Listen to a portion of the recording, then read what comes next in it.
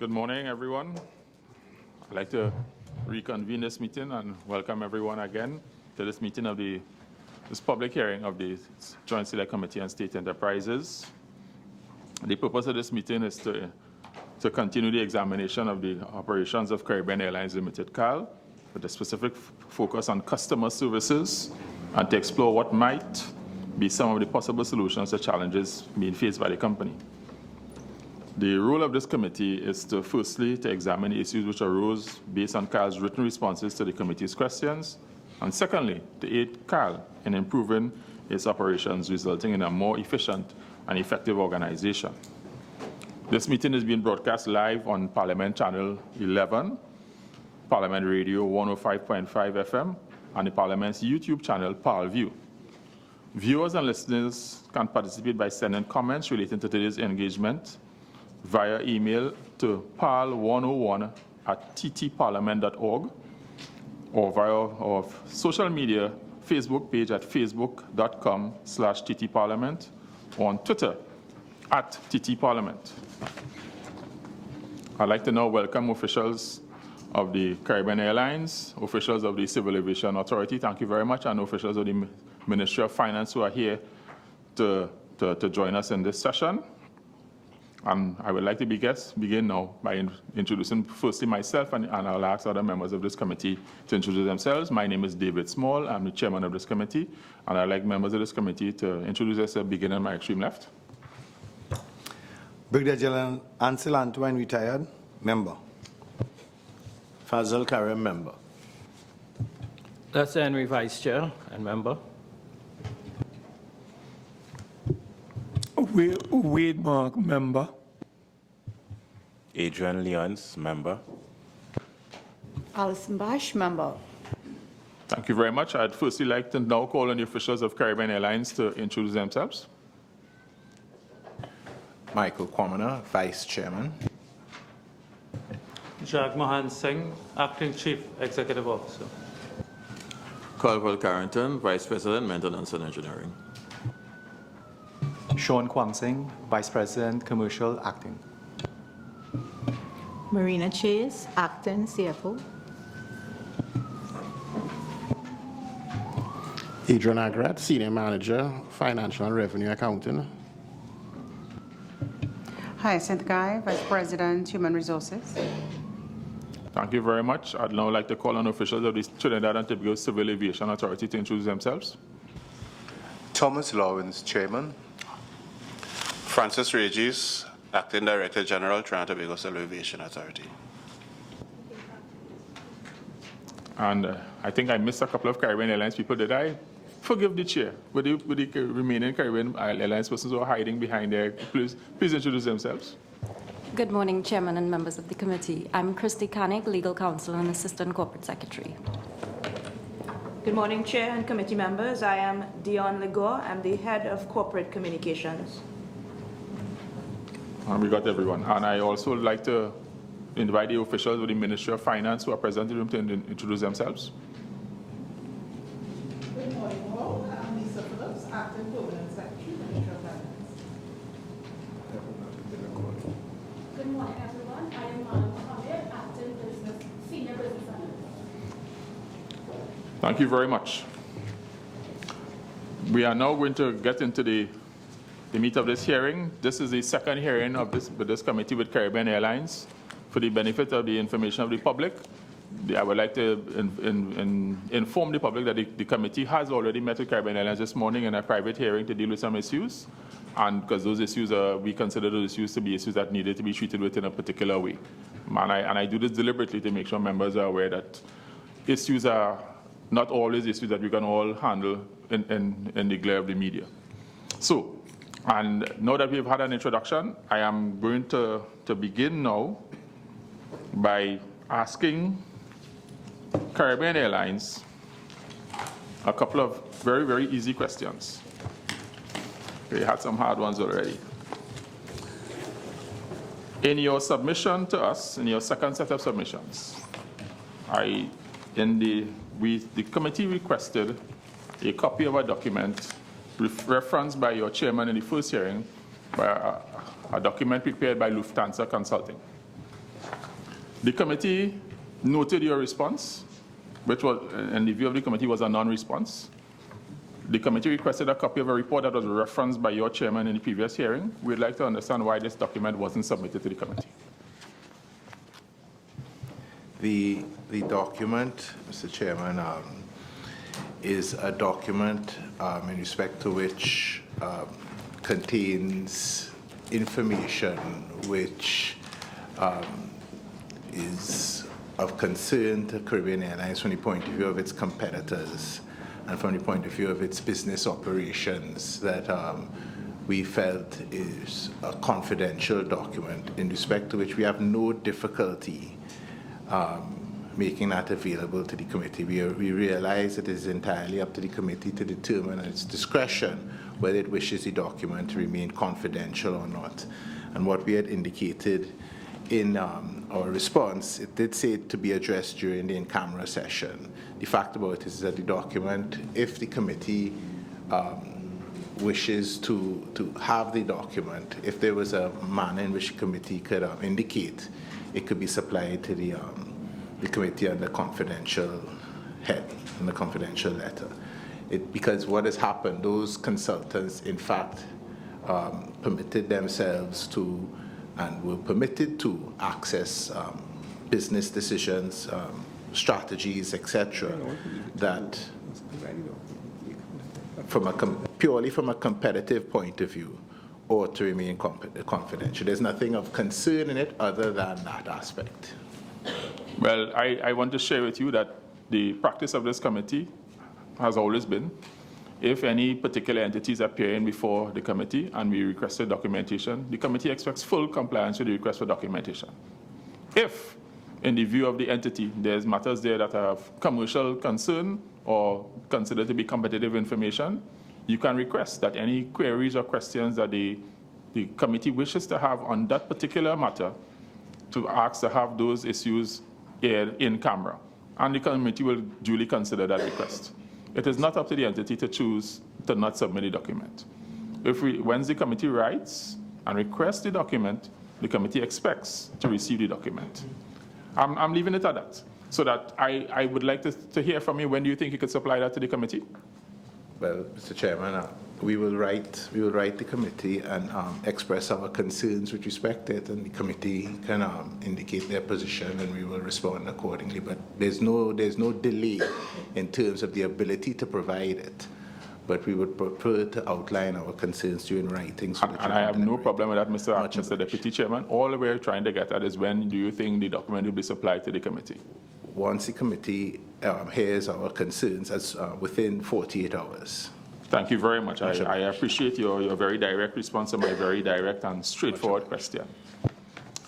I have one other short, easy question before I give the floor to other members who I think have harder questions than I. The committee requested, inside of the report here, yes, I found it. We requested a copy of the management tender process, the documents, the evaluation documents used for procuring the aircraft, the ATR aircraft. What was supplied was a heads of agreement regarding spares. The committee requested the management tender process and evaluation documents. And I want to be elucidly clear. You should be familiar with this document. It is the State Enterprise Monitoring Manual, and at section 6, it details all of the requirements regarding procurement. And there's an interesting section right at the end of that deals with making sure you have records, which is actually, if you don't have records, it's an offense under let me be correct. The chairman doesn't want to be misquoted. The relevant, and I want to quote from section 15.2, procurement files. The relevant purchasing section shall be responsible for the maintenance and storage of procurement of files, all in accordance with section 55 of the Proceeds of Crime Act. So that you must keep records of all procurement activities. I would think that purchasing an aircraft is not a daily or regular purchase, so that there must be some files regarding the procurement. What we've received from the organization does not reflect what our request was. Could you help us, please? I'll ask Mr. Carrington to respond. Chair and members, to get an aircraft for a particular mission, there are not very many manufacturers. In this case, it was only two, Bombardier and ATR.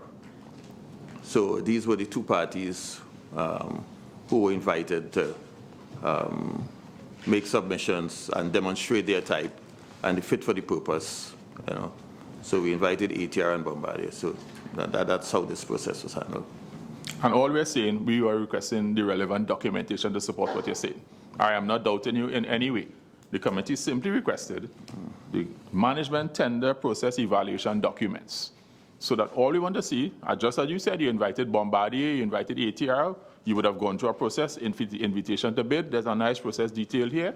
You would have done an evaluation, you'd have made a recommendation to the board, it would have gone to wherever else it needs to go to for approval. We would like to see a copy of that documentation. When do you think you could supply that to this committee? Mr. Chairman, within 7 days, we will supply the relevant document, the response to that, a more particularized response to that question, because I'm not quite certain that Mr. Carrington has answered it as fully as it requires to be answered.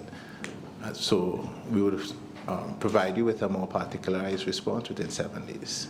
Mr. Vice Chairman, I wanted to be pellucidly clear.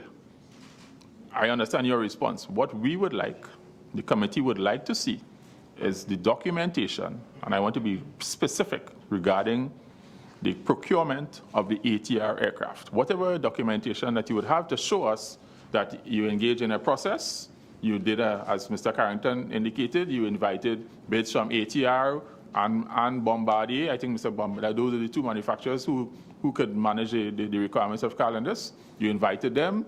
This is what they bid. This is what they said. This is your company's evaluation of the process, and you made a recommendation to your board. We'd just like to understand what transpired. And that's all. Thank you very much. Just for clarification purposes, you referred us to 16, which I understood to be documents used for major spares purchases for the ATR. Is that what you would refer to? Regarding the question that I asked? Yes, please, just so I can be clear. No, inside of this document? No. I'm clear. I'm very familiar with that document. Good. I'm so happy to hear that. Yes. I have a few questions on this. Yes. The reference 16 wasn't that? No, it's 14. 14. In your second set. I see. Yeah, in your second set, and I see. Much obliged. Yes, you found it. I'm clear. You're clear now? I'm clear. Thank you so much. Senator Bash. Good morning, and once again, in your submission, you've indicated that the company embarked upon a rebranding strategy, right? A rebranding exercise, actually. What areas of the company's operations are the focus of the exercise?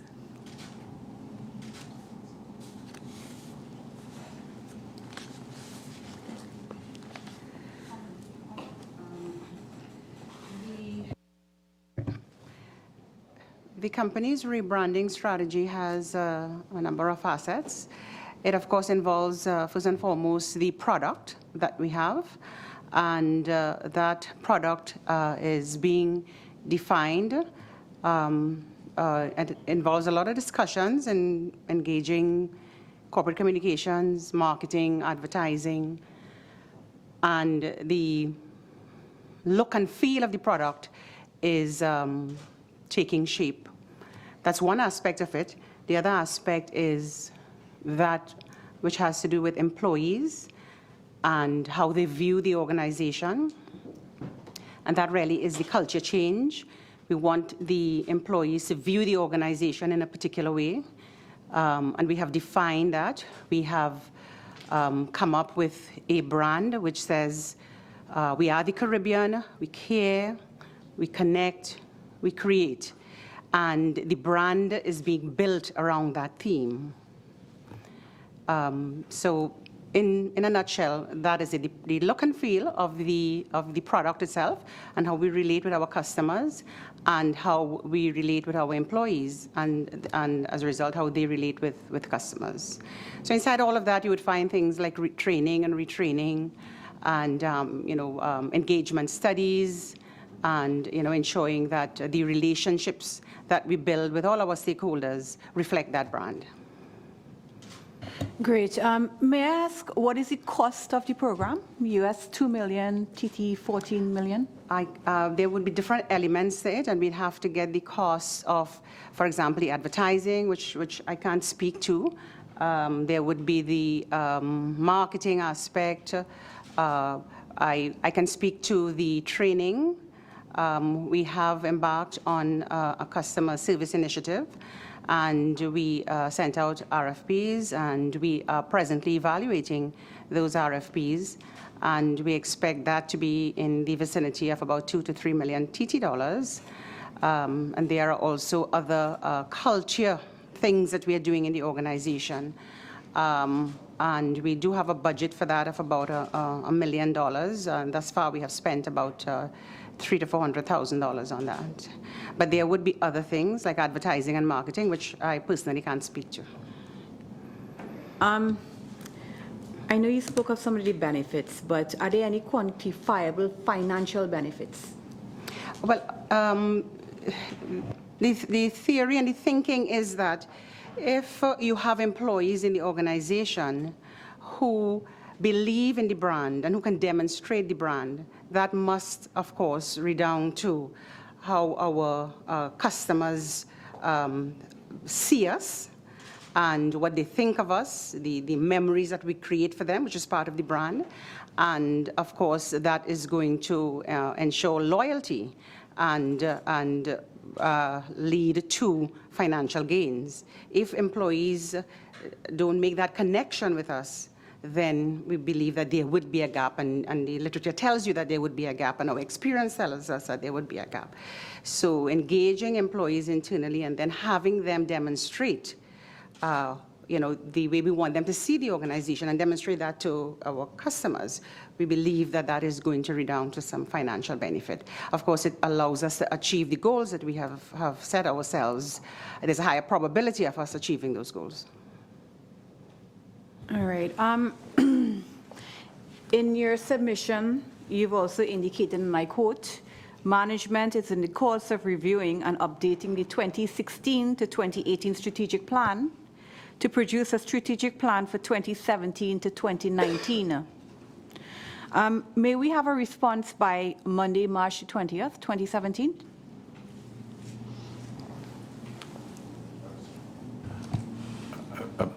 Pardon me, a response to? The strategic plan for 2017, 2019. Okay. I'm afraid that that is too short a period, ma'am. The committee will request, we will do a request to facilitate the question of the chairman. You will indicate when you can supply it and supply it to us. But I would just like to follow up quickly on the senator's question regarding the marketing program, the rebranding program. Is there anybody could give us an estimate of what the entire program, I don't expect that a company will start a program without some estimate of what the program is going to cost. Does anyone have a number that they could provide us?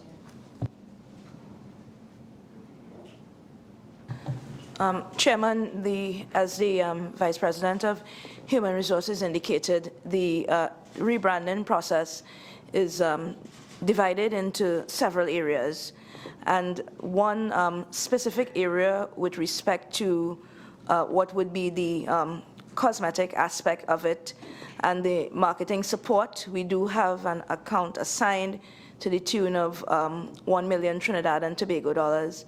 That has been the drawdown on the 1 million TT dollars has been quite limited. We have we're very mindful of our limited resources, and so far the spend has not exceeded TT $70,000. It has not exceeded that. We are currently about to roll out another aspect of the rebrand, and that has to do with representations of the vision, mission, and other visuals to support what was a very rigorous process last year. Last year, we would have looked at internal processes, re-looking at the customer service elements, and to speak to the members' former question regarding quantifiable benefits. We have we've been monitoring closely the reduction in costs with respect to output regarding claims and other areas which we have related to improvements in the processes with respect to baggage and other areas. We are well below the industry standard for the KPIs regarding customer service, and we're happy to report that to the committee. Interesting. Is the company, I recognize at the last session, I recall when I asked a question regarding the website, and there was some work going on, and I just trying to skim through the answer to find out the response of the chairman. I know some work was done, and you had engaged, I think, a New York-based company to do some work for you. Could you tell us some more about that? I'll ask Mr. Kwan Singh to respond.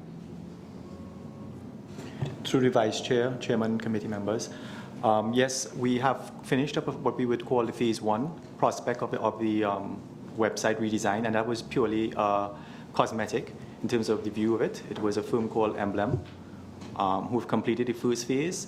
Like many other technical aspects of stuff, it's an ongoing process in terms of various different aspects of the website being added to Caribbean Airlines, and with that, various different front-end designs will be added as we go along to ensure that we have the visual and the best customer experience that we can have in terms of simplicity and ease of access. Was that company MBLM? Yes, it was. And what was the cost of that contract? That contract for the entire phase would the entire engagement, yes. The entire engagement would be somewhere in the vicinity of about $200,000 US, of which about 35% or 35 to 38% was being able to be paid in Venezuelan bolivars, for which part of that we were not able to take out of the country of Venezuela, because they do have an office in Venezuela. So we were able to access some of our funds that are trapped in Venezuela to pay part of that contract. Well, I would like to request on behalf of the committee a report on this entire rebranding exercise. What's the objectives? What's the estimated costings? And the Secretariat will be in touch with you in writing regarding that. Member Karim, you have the floor. Thank you very much, Mr. Chairman. Mr. Vice Chairman, through you, I have a number of questions. Let me start with the first one. With respect to what was just indicated by the VPHR, that one of the strategic intents of any organization really is for employees to connect with the management. Can you indicate to us whether in the recent past there has been any conduct of any employee motivation survey or feedback? And when there was that survey conducted, and can you give us some highlights, very brief, of that, the results of that survey? In other words, how did the employees see management? And what was the level of motivation and morale? And subsequent to that, I will then ask my other questions. Yes, employee engagement survey was conducted in February 2016. And that was as an initiative coming out of the whole rebranding exercise, because we wanted to know if we are saying we are a particular type of organization with a particular product, then how do our employees see us? And what is the possibility that they would move with us in this direction? So we did a survey conducted by a local firm, and the overall what is called a culture index, meaning the percentage of positive responses that we got. An overall culture index was 34%, which means that only 34% of the employees in the organization felt that CAL was moving in the right direction and had a high probability of achieving its goals. So we knew that there were issues, and we knew that we had to take steps to engage employees and to do certain things in the organization to change that perception. Within that overall culture index, you would find things like, how do employees feel about management practices? How do they feel about the way we organize work? How do they feel about our strategic direction and strategy and so on? Most of the responses were lower than what would be considered an appropriate benchmark. So, for example, if you look at when surveys of this nature are done in the wider and other organizations, you would find something like a 65% positive culture index is desirable. So we knew that we had a lot of work to do. And we presented that to the board and to the executive management and to the board. And the board quickly sanctioned some initiatives. And we began work on those initiatives, and we continue to work on those initiatives even up to today. Just to sum it up, we identified that we needed to have employees understand where the organization is going, get from them the issues that they are concerned about. And to do that, we set up what we call a change management team. And that team came from recommendations by the employees themselves. So we have a team of 25 people, and they are the ones who are spearheading the change, identifying the issues in the culture survey, and spearheading the change in the organization. Okay, I want to make it very clear that my questions are all aimed at obtaining responses for the improvement of the airline. Yes. And therefore, from what you would have said, there is a situation for concern that 67% or 63%, over 60% of the people do not have the faith and the confidence, in a sense, that the existing management can take the airline to a sense of profitability. Am I correct to conclude that? That was, yes, that would have been part of the survey. And I'm sure that the corrective action would start with the change management. That's right. We had a number of recommendations, and many of those recommendations are in train, or we plan to put them in place. Right. Thank you very much. With respect to airline operations, I frequently fly on the national airline. And I wanted to ask this question. I have the opportunity now because I may not have been able to get the answer before. In terms of the profitability of the airline, and in terms of the competition which the airline faces, currently operating out of Port of Spain, what would have been the cost, for example, of a meal in an economy class, say going to Miami or to JFK? I know you'll get a different type of meal, maybe if you're leaving POS or if you're existing from, leaving the JFK or MIA. But I just want to get a sense of the cost, because cost is going to be important in terms of the viability.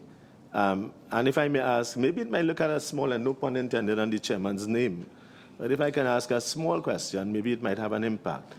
Apart from the cost of the meal, what would be, for example, and in the entire plane may use a bag of ice. What does it cost for a bag of ice, for example, that you will purchase to be placed on the aircraft? So if you give me a sense as to that. The other thing I want to ask, maybe I should allude the question now too. I would have been seeing, and this since the Vice Chairman raised the issues of numbering, with respect to number 27, it gives us the CAL subsidy per year that was paid. And of the figures that were given and the response, I'd like to know what is still outstanding owed by the Tobago House of Assembly in terms of the subsidy to CAL. How much was owed from the time of the subsidy, how much has been paid, and what is the amount outstanding? Thirdly, with respect to, it's also an HR issue, but also an operational issue. A substantial amount of monies would have been paid to train pilots. And I'm talking here in the main for the ATR and to a lesser extent to the 737. When you expend monies on training, normally there's a contractual agreement that if you default, if you were to leave the airline, you would have to repay a certain amount of money or pay back whatever it is. Can you tell us how much money was expended? If you give me a period of time, say for the last 3 years, how much money was spent on training of pilots? And for those who would have exited the company, how much did you recover out of that? And the other question I wanted to ask, so that, as I indicated, that you get sufficient notice. When we last met here, the chairman, who is unavailable today, indicated that they were in the process, you were in the process of rationalizing your fleet in terms of the Boeing 737-800 to the MAX. That was an option. or to the Airbus Neo. The question I want to ask is, what did the consultants from Lufthansa recommend? First one. And secondly, have you agreed on the rationalization of your fleet? And if so, which did you select?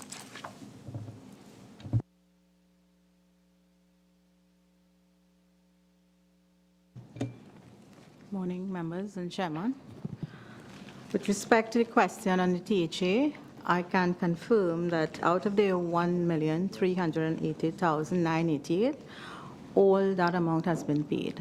So to date, nothing is outstanding by the THA. Other questions are asked. Mr. Chairman, in relation to your, Mr. Member, Mr. Karim, in relation to your question as to the cost of the meals and the bag of ice, etc., we'll have to do some research in relation to that. But I will indicate, though, that maybe it might give you some comfort from the point of view that when we came onto the board, the management, not by our instigation by any stretch of the imagination, but one of the first notes was an analysis that was done of the costs associated with the service of hot meals on certain routes. And we were, in actual fact, a survey was done to see whether the passengers, what they preferred, whether a sandwich would be sufficient versus a hot meal on certain routes. And the survey actually came back quite positive that passengers were fine with a sandwich on these particular routes. And we implemented that decision. And that, in fact, would have a cost savings of, if I recollect correctly, close to $1 million US to the airlines. So a constant analysis is going on as to the provision of meals and the costs associated with that in order to determine how best to provide a quality service while making a saving. But we would certainly get back to you. Because I was thinking not only about the item itself, but the cost of procuring that item. Certainly. So and I was actually quite surprised to see the results of the survey suggesting that the passengers would be quite happy with that. So we have, in fact, encouraged more surveys of that nature to take place so that we can meet the customer's satisfaction while, in fact, reducing costs. Mr. Commoner, thank you. I want to interject. I think that your response is interesting from more than one perspective. I think that the first question that was asked of the Caribbean Airlines chairman in the previous hearing was, how do you view the airline? Where would you place Caribbean Airlines? So the question asked by MP Karim is so important. Because if you see yourself as a low-cost carrier, I think the response was that you're a hybrid. You're a hybrid. And there's numerous examples of hybrid airlines. And the majority of hybrid airlines don't serve meals, any kinds of meals. So that the question that I'm asking, which is it's all linked, come back to the issue of the strategic plan. How does the airline seek to position itself going forward? Do you have a historical package of things that you've been offering all along? And I suppose a lot of your passengers are return passengers and they perhaps are expecting that. But you're running a business and trying to get yourself away from the public purse. So I think that is part of the strategic discussion that has to go on at the airline. What type of airline segment are we targeting, and what type of services are we willing to adjust our service package to be able to meet our profitability targets? And I'm not expecting a response. I think that is part of the discussion that has to take place at the management. So the cost of meals are interesting, but if you're really a hardcore hybrid airline, the cost of meals is something that it pays for itself because people purchase the meals. Yeah, and you only really have cold snacks. So, and that is where this committee, your input on something like that would help us to help you. But I want to move on. I just want to take one quick question to Ms. Guy. Ms. Guy, the results of your survey are shocking. The survey you are shocking. It points to probably almost 2/3 of the staff at some level dissatisfied with the way the company is being run. That's shocking. And I think that should have spurred the management to find out more. But my obvious question is there an issue with the salaries being paid to the workers? Because I will not divulge the exact numbers provided to the committee, but I think the wonderful team here at the Parliament has been able to provide us with some comparable information. So that on comparable information, and we got it from the United States Department of Transportation, for every airline in the USA, smallest to the biggest. And all I'm willing to say is that certainly the pilots, the average salary for the pilots is well within the range of even some of the larger airlines. And Caribbean Airlines is a tiny airline, 12 planes, 15 planes, I think, in total. But the disparity is the front-level staff, the flight attendants in particular. They are a fraction of what obtains at comparable. I'm not saying comparable, I'm talking about Virgin America, Frontier, JetBlue. It's a fraction. Not to mention some of the other areas. And I think this is, will never be the one to say that, given the economic constraints that we face now, that we should raise salaries. But if a lot of the disaffection could be linked to the fact that, aside from the pilots are the only ones that seem to be in the comparable range, probably in fact above. If you go to some of the other regional airlines in North America, you can see that the Caribbean Airlines pilots earn way above that. When you go to the regional airlines who operate regional jets. So that my question is, in your analysis, did the issue of salaries, compensation, was that an element of the survey? And was that how big of the responses, how did that impact the survey? It was a question, not directly, to say that you're satisfied with the salary. And so on. It wasn't a direct question, Chairman, but the way the surveys are designed is that you ask questions in order to glean that kind of information. So you ask, if you were offered another job with a higher salary, would you leave? And you look at that answer to determine how people feel about salaries. But survey or not, I do accept that the salary levels in CAL are not at the market level. We are challenged as an organization, yes we are. The ranges have been in place since 2010, except for pilots. Pilots have renegotiated their contracts in 2014, and those salaries are in place of a collective agreement with them that goes up to 2018. But we are challenged with the other categories. We haven't changed our pay grades since 2010, but we have implemented a robust performance management and evaluation system, which allows employees since 2015 to get a merit increase based on performance. And that was the first increase that the staff other than pilots got since 2010. But it is still within the existing range, which is below market. To suggest to you, Ms. Guy, and to the CEO and the acting vice chairman, that the issue of you having challenges with the staff understanding where the company is going, how the company is being run, and then you have effectively your frontline staff, the staff who the members of the public interact with, being paid severely below the market. I want to suggest to you that may be part of the problem. That the people who are at the front, the face of the company, when you go to the airport or you go to the office, the people who the average member of the public runs into. The management numbers are in line.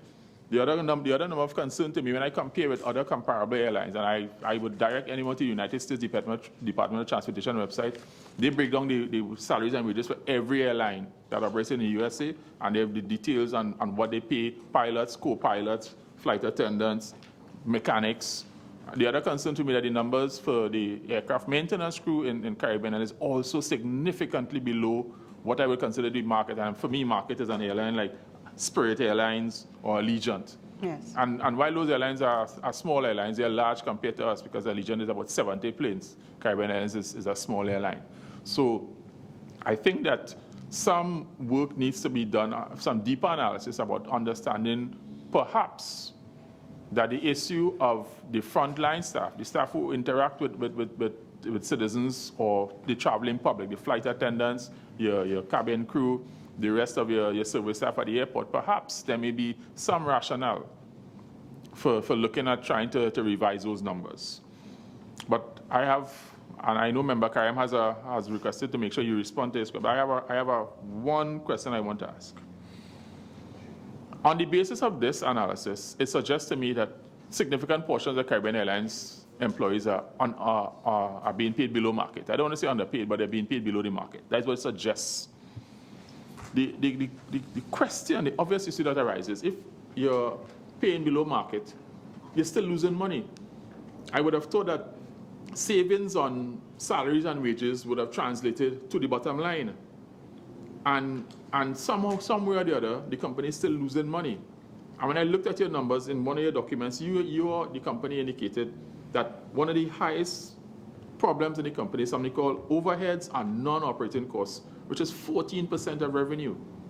Overheads and non-operating costs seem to be something that you need to look at. And I would like whoever is in charge of finance to help us to understand what is overheads and non-operating costs to the point that it's 14% of your revenue. And if you compare that, salaries and wages for all the employees is 17% of your revenue. So that somewhere along the line, that line item in the budget and the numbers that we've been provided, that number seems very large. Could someone give us a response to help us? What comprises this number and why is this number so high in relation to the revenue? Mr. Chairman, the overheads comprise of your salaries, basically, and your administration costs. Your salaries in general. Okay?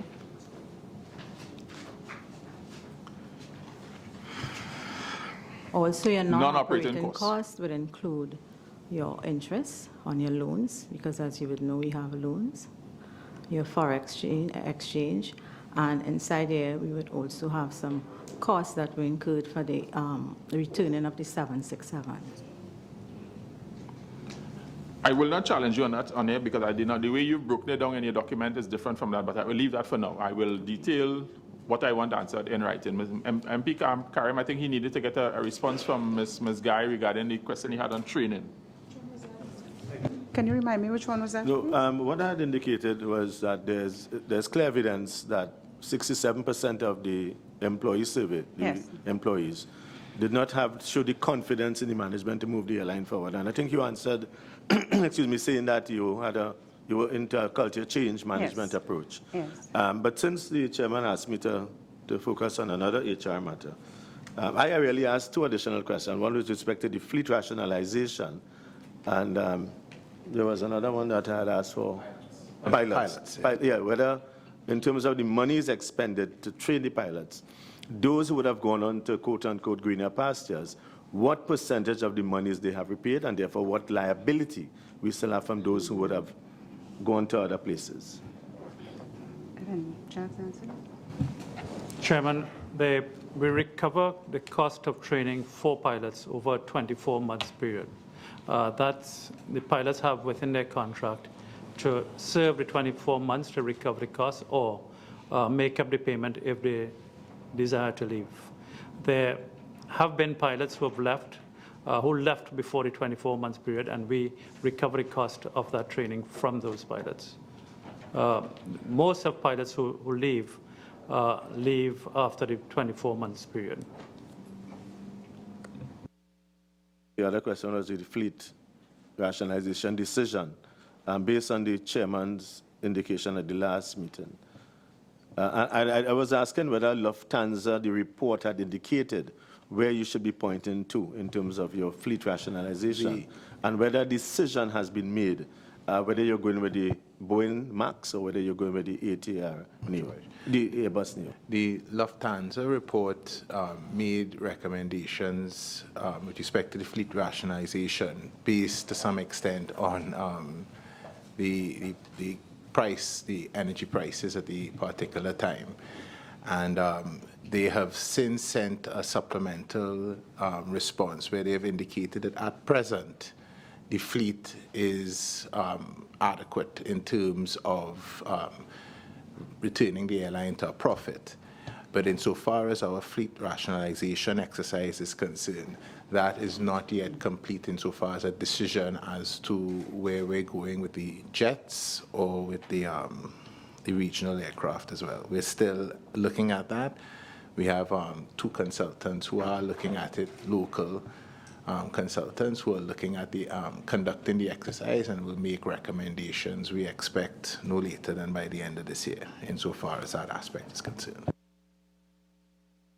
Thank you very much, Brigadier Antoine.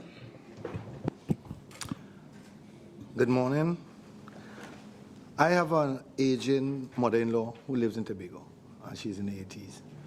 And most of the time, attempts to travel to Tobago, even though you have confirmed bookings, and my family members are unable to get it the day they want to travel.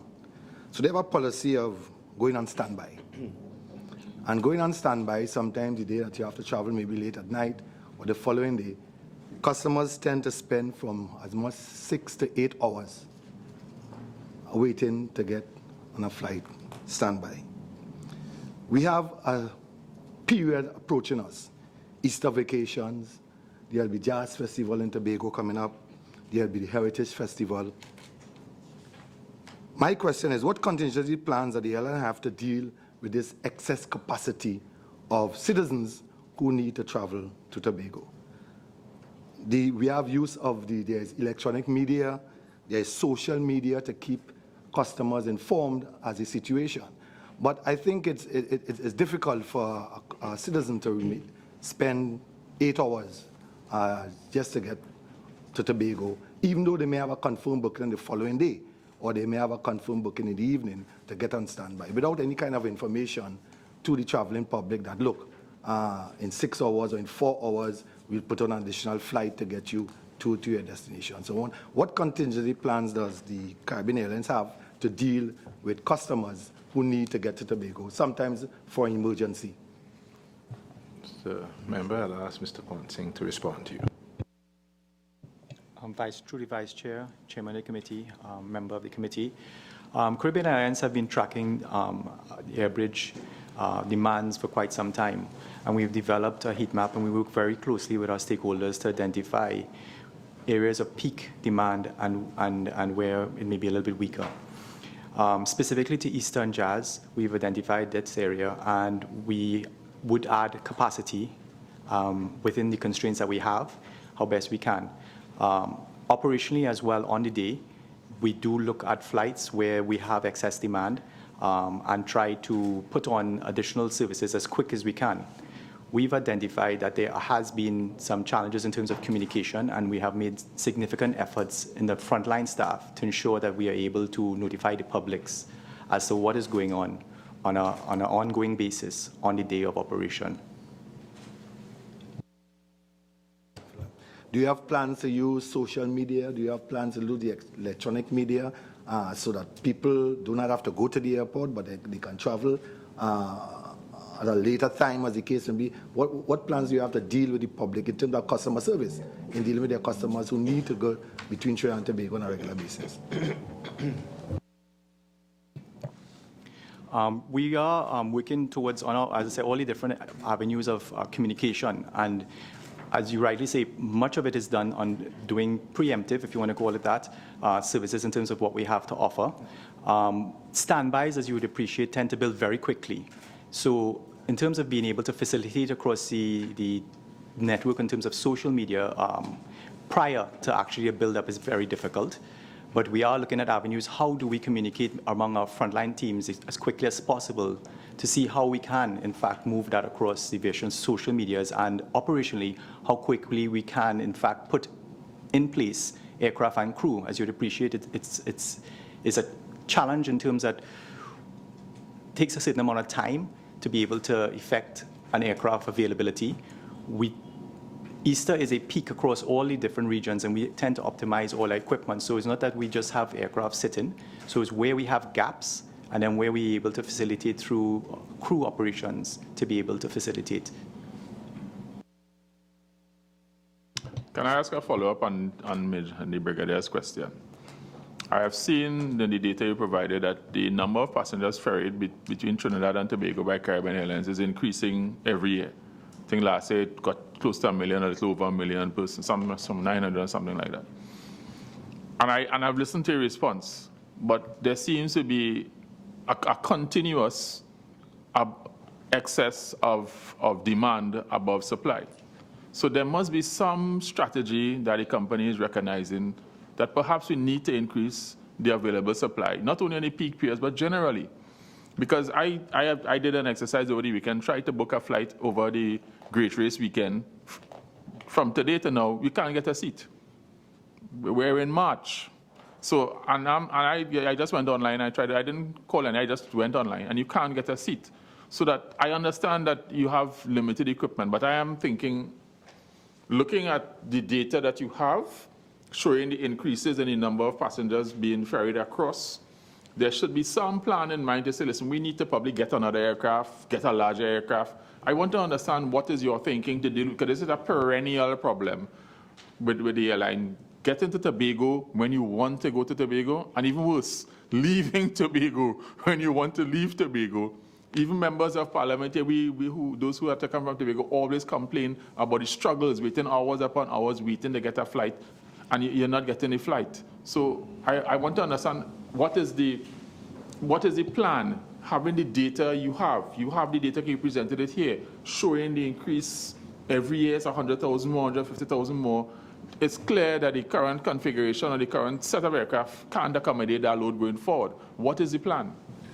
Mr. Chairman, my understanding is that the equipment is not necessarily the issue.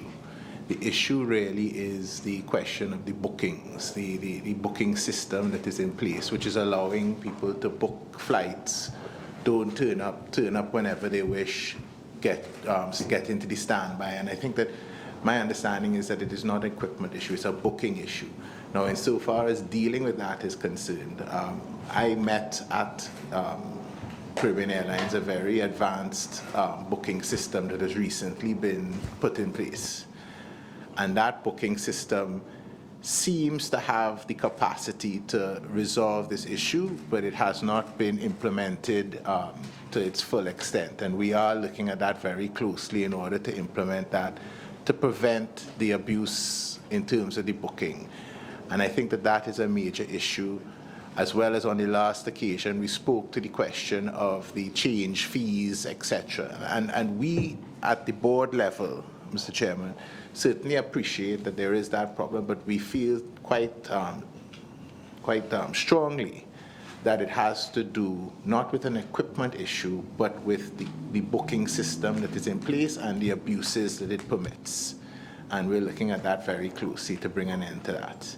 I mean, well, Mr. Chairman, I thank you for your response, but that gives no necessarily immediate comfort to persons trying to fly to Tobago. If you're aware of this issue, I'm sure that this booking issue has not existed, didn't arise last week. I suspect that this issue that you've indicated to the committee, a booking system issue where people are holding bookings and then randomly turning up or not turning up, is something that is affecting your ability to provide a reliable service to passengers. So I would have thought that you would have at least raised that issue to the board level or taken it to the airline ministry. I recall at the last session we did inquire of the line ministry regarding, I think I was advised by the chairman at the last meeting that there was certain proposals made to the line ministry regarding how to treat some of those issues, because it's affecting your ability, just as the good brigadier has indicated, that you want to go to Tobago, you purchase a ticket, you're expecting to get on a flight. The problem I have as a citizen of Tobago, I sat yesterday afternoon, I could have booked a flight to go to Toronto, New York, wherever on your route. I could have booked a flight to fly this morning to New York or this afternoon to Toronto, no problem. Trying to book a flight in August to go to Tobago is a problem. So that booking issue really needs something to be done urgently and addressed urgently. I will now ask Senator Mark to take the floor. Thank you. Thank you very much, Mr. Chairman. You know, Mr. Chairman, it has been said that where workers are unionized and organized, they enjoy a higher standard of living and a better quality of life. I want to ask the chairman whether, through him, whether Mr. Kwame could tell us, are the workers, forget the pilots, they have their organization, they are unionized, as far as I am aware, or they have some kind of union representation. But the bulk of your working people in Caribbean Airlines, are they unionized? No. And I think, Mr. Chairman, there lies the problem in terms of the very negative reaction that you have received, Mrs. Guy would have received in terms of her survey. Because as the chairman said, when he looked at the salary scale of your employees, it does leave a lot to be desired. So that is an area that I guess they will have to deal with themselves. I wanted to ask, Mr. Chairman, whether the company has embarked on a customer-passenger engagement survey, as you have embarked on an employee engagement survey, to get a feel from your customers how they are viewing your service and the quality of the service that they have been receiving, from Caribbean Airlines. Is there such a survey as you seek to brand, Carl?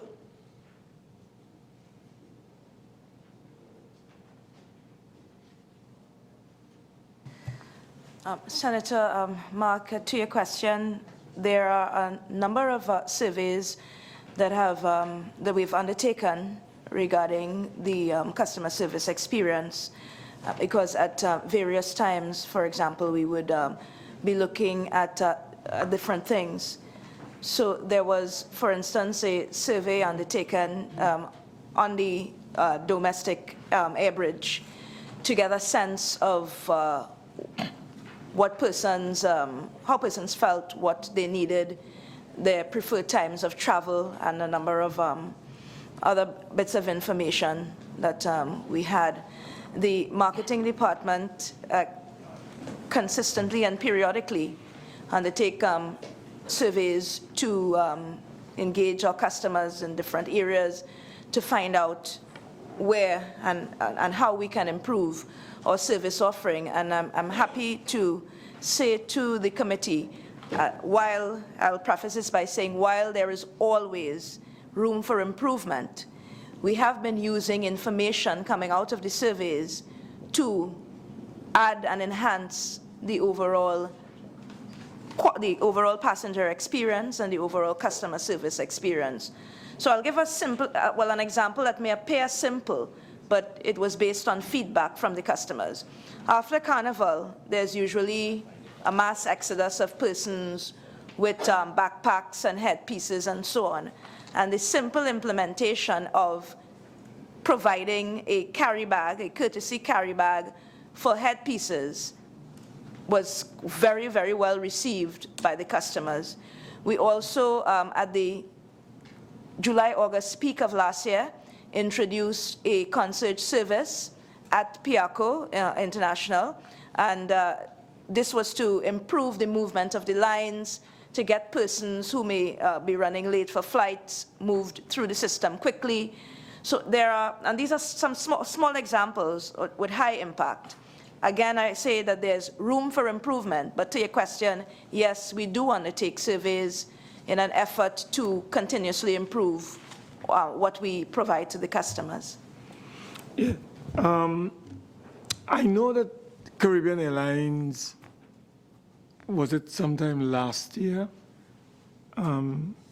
introduced a system like, I think, American Airlines, where in the past, when one traveled on Caribbean Airlines, I think they were entitled to 2 pieces, Mr. Chairman? Yes. Even if you go economy, I think you were entitled to 2 pieces. But I think that you have changed that. And I think that you said is now 1. And then if you want to go with another one, you pay. And then I was surprised to learn recently that your competitor, Copa, a lot of your customers have switched because Copa has maintained 2 pieces, Mr. Chairman, at economy level. So that is why I was asking the question through the chair, whether, for instance, you have conducted a passenger engagement survey to determine how your customers, how passengers are responding to your service. And if you could give us a percentage, as how Mrs. Guy did, in terms of employees and how they are seeing the management and the future of the company.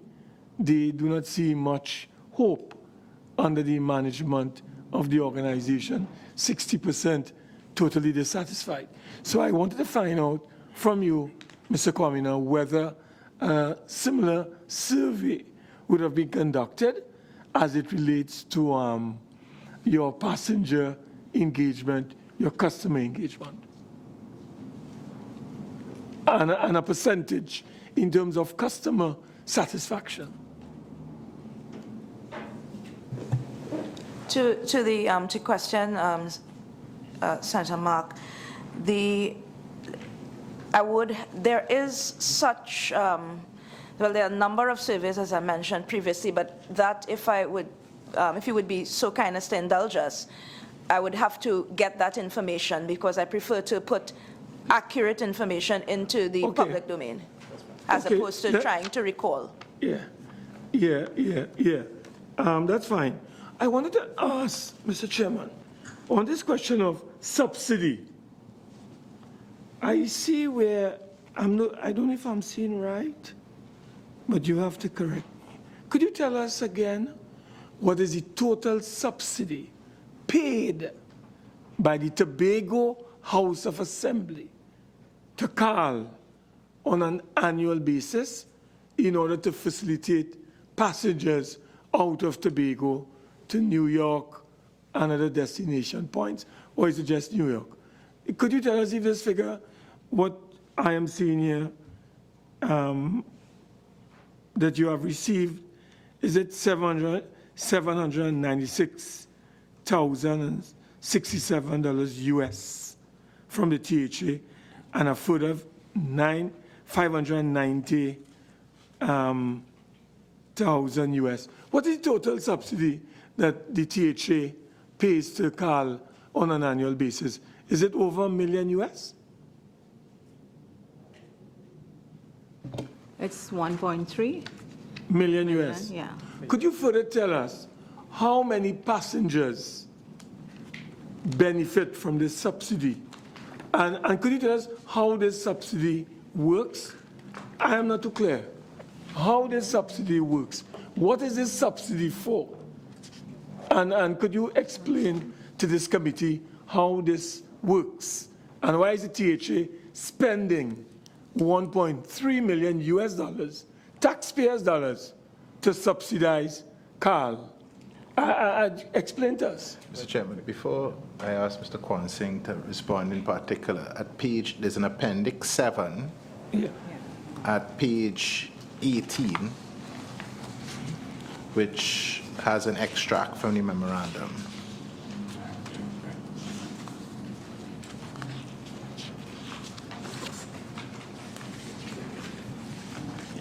So you would see that is the formula as to how it works. And I'll ask Mr. Kwan. No. I am not dealing with the formula between Trinidad and Tobago. I know that the government of Trinidad and Tobago, over the last 50 years, 40 years, they have been underwriting passengers traveling to Tobago, to and from Tobago. No, this is JFK. This is Tobago to JFK. Oh, okay. Yes. I don't have that document here. Appendix 7.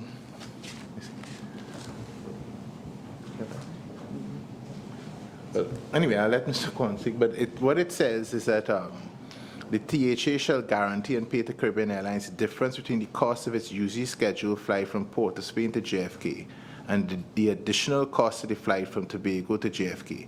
The difference is estimated at US $8,207 per rotation, or US $4,103.50 per flight one way. So that is how it is calculated. And I'll let Mr. Kwan Singh take it from there. Through the Vice Chair, Chairman, member of the committee, just to correct one item here, it's not $1.3 million US per year.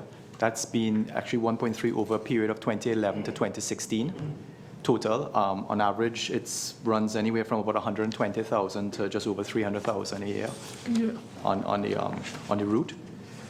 It was an MOU that was entered into late 2010 to 2016 to facilitate a drive to have the Northeast USA traffic into Tobago and leisure on a non-stop basis.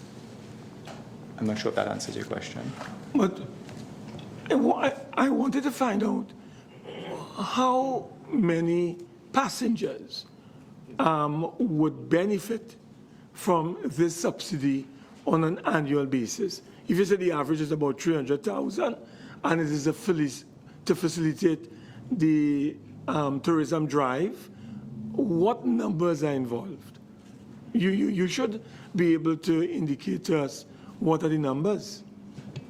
Well, this over a yearly period. If I may say, the subsidy per se is not per se to the passenger, more to, because in part of the agreement talks to if we board more than 70 passengers on the flight to Tobago, we waive the subsidy. So it's not per se a subsidy to the passenger, more to mitigate some of the risks to the organization. But on average, we fly a load factor of around 65% on that flight. Or about 60 people between Tobago and New York on that leg. The challenge with the flight is that we still have some originating traffic which comes out of North America, which is somewhere between 35 to 37 people boarding out of the US gateway of New York into Tobago on an average per flight. Okay. And may I ask a final question, Mr. Chairman? Could you share with us, Mr. Kwamina, or to the acting CEO, what are some of the current challenges affecting the Caribbean Airlines profitability? What would you describe and outline as some of your major challenges, and how can this committee assist to improve your viability and profitability as an airline? I think, Mr. Chairman, if I were to identify, within the last month or so, it became quite apparent to me that our load on the routes that we have is quite impressive. I mean, we do carry a fair amount of load going back and forth on our routes. What it really needs is a rationalization of the costs associated with that. I don't think that the airline has as yet narrowed in on an ability to properly allocate costs per route, and that is in fact, I think that once we get that in hand, I think that it will return to profitability, and the airline is online to return to profitability, I think, within the next 12 to 24 months. But the fact about it is that I think that a proper cost allocation exercise is what is required in the airline. That is one. And I think also to answer the question about the salaries, etc., there is also, we are on the brink of doing a proper manpower analysis, which will determine the proper allocation of staff that is required in order to operate the airline. As the chairman said, if we're going on this hybrid, I mean, do we have the requisite number of staff required in order to operate an airline of that nature? So I think that with those two aspects, I am quite confident that the airline can return to at least being self-sustainable. Mr. Chairman, what I was trying to get from you, Mr. Kwamina, is that apart from the cost factor that you have outlined, to get Caribbean Airlines back into a zone of profitability, what factors, what areas you consider to be very fundamental for the realization of that goal, and how can this committee assist you realize that objective? I'm trying to determine from your response whether this committee can be of any assistance to the Caribbean Airlines as a state entity to make it and to create that level of viability and profitability within the shortest possible time and to ensure sustainability of that profitability. And therefore, what is our role? What recommendations would you want to advance to the chairman and to this committee as it relates to providing assistance to Caribbean Airlines for it to become not only profitable, but there must be sustainability in that profitability over the medium and long term? Yes, I'm heard you, Senator Mark, and I will maintain that it is a question of a very careful analysis of the costs that the airline is currently undertaking in relation to running those routes, and a rationalization of those costs would certainly, I think, propel us in the direction in which you wish. I'm not quite certain that with the information that the committee might have, it can make the recommendations, but certainly that is the area that has to be focused on. Thank you very much, Mr. Vice Chairman, and that is actually some of the information that the committee has requested, yes, which was not supplied also, but I will deal with that also. I will deal with it again. Senator Henry. Yes. Morning, everyone. I want to start with something that has bothered me since the last occasion. And I asked the question on that occasion about the wet leasing of the cargo planes. And I have the answer here in terms of what the response was to my question concerning the profitability of the cargo operations. And I said, why are we wet leasing a cargo plane when we have pilots trained to fly 767 that were discontinued in terms of the London route? And some reference was made to that the planes being cargo planes, and there was some implication that the pilots couldn't fly a cargo plane. I was subsequently very annoyed to learn that that is simply not so. So if that is not the reason, my question still stands. Why are we wet leasing a cargo plane? Right? Because in fact, some of the pilots were quite annoyed at the implication that they would be able to fly a commercial plane and not fly a cargo plane. It's the same plane. The 767s, which we had in service from 2012 to early 2016, were configured as passenger aircraft, would have required significant changes in terms of loading and stresses in the internal. That would have required an investment. The decision to discontinue the use of the 767 came because of the cessation of the London route. So those aircraft were returned. The model that we have for the cargo operation is one that includes a wet lease. We could revisit, have a look, but then it will require bringing in new aircraft to Caribbean Airlines, which at the time we were looking at reducing costs, would have incurred greater costs. Yeah, I understand that because the context of my question at the time was that the dry lease would cut your cost, would cut operational costs, right? And if it was just a matter of changing the internal makeup of the plane to store cargo as opposed to taking out the seats for passengers, right? Why didn't we go that way in the first place with the cargo? And I also would like to know to what extent, we weren't provided with any numbers then. I don't know if it was submitted to the committee after, in terms of how profitable the baggage handling operation is in the first place. We were told that it was profitable, but could we get some idea as to the cargo handling? Offhand, I don't have the numbers for cargo, but we can certainly provide the figures on the cargo operation. And the cargo or the freighter operation was based on a wet lease model. We did not look at a dry lease model because that is the plan we had for freight operations and operations out of North America to the Caribbean. Okay, so I hear what you're saying, but just for the record, saying that it would make sense that the dry lease would be less expensive to operate. Is at least we could agree on that?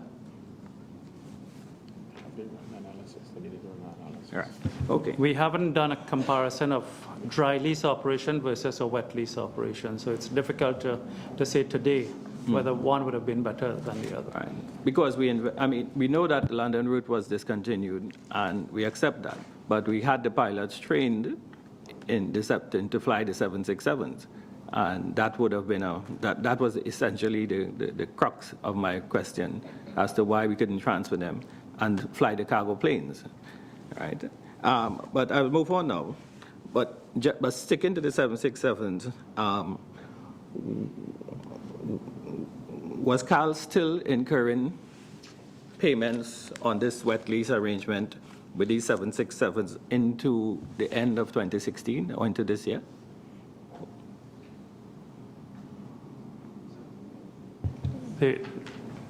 I just want a clarification on the wet lease. Which wet lease is that? This one, I'm talking about the passenger one, the one the London route. I'm off the cargo for now. Yes. So you're speaking of the 767 we had on dry lease. It was a dry lease. Yes. We yes, operated with our crews. We are still incurring payments on the 767. That goes until August of 2017. So we discontinued the route, and we're still paying I'm talking about the 767, the planes that used to go to London.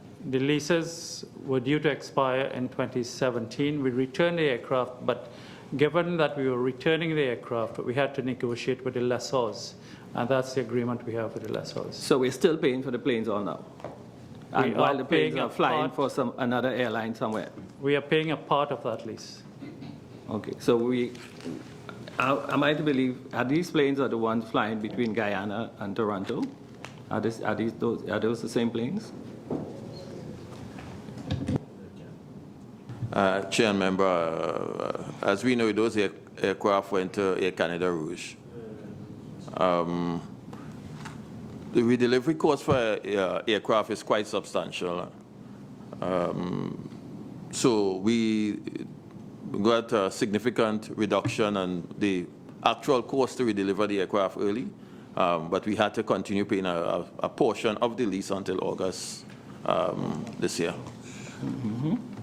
Could we get some idea of the cost of this? I was made to believe it's quite substantial. It's $135,000 per aircraft per month. Per month? Yeah. Per aircraft for two times, so $270,000 US per month. Okay. My next question is, in terms of the move, off the topic of the 767s, in terms of the move from Nicholas Towers to the government campus, what kind of savings might the company accrue to the company in terms of that move? Through the Vice Chair, Chairman, member of the committee, the decision at the time for us to move was a number of conditions we looked at. One, we were fast running out of space in terms of the crowds that we were expecting in the offices. Two, we didn't have any space to expand. They meant separate shops, as it were, and therefore dividing the offices into a number of units would have given us some challenges in terms of staffing as well as security. Secondly, the cost in terms of economics was quite a significant savings in the per square foot cost. Right. It's somewhere in the vicinity of about 50% savings in terms of our move to the Parkade building. Mm-hmm. We will be doubling the floor space at half the unit cost.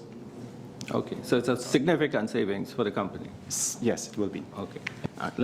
My third question, area of questions, is Carl partnering with Uber in any way? currently? No, there's no partnering with Uber. Okay. I was led to believe that there is some kind of partnership with Caribbean Airlines and Uber taking place. Through the Vice Chair, member of the committee, there was a preliminary discussion initially with Uber when they first considered to come in. However, because they were not the prerequisite